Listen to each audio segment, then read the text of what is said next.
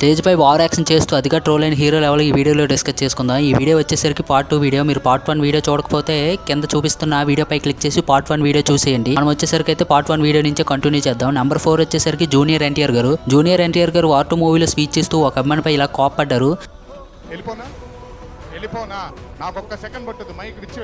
Next day నుంచి అయితే junior NTR గారిని సోషల్ మీడియాలో ఒక రేంజ్ లో వేసుకున్నారు. 5 వచ్చేసరికి అయితే ప్రభాస్ గారు శర్వానంద్ గారి మూవీ ఈవెంట్ కి వెళ్ళి మాట్లాడుతూ తన పక్కన ఉన్న అతనిపై చెయ్యేస్తూ ఈ విధంగా చెప్పాడు.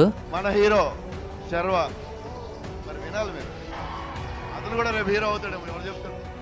తర్వాత నుంచి ప్రభాస్ గారిని ఒక రేంజ్ లో ట్రోల్ చేసేశారు. నెంబర్ 6 వచ్చేసరికి త్రివిక్రమ్ గారు అజ్ఞాతవాసి మూవీ ఈవెంట్ లో స్పీచ్ ఇస్తూ ఈ విధంగా మూవీ గురించి మాట్లాడారు.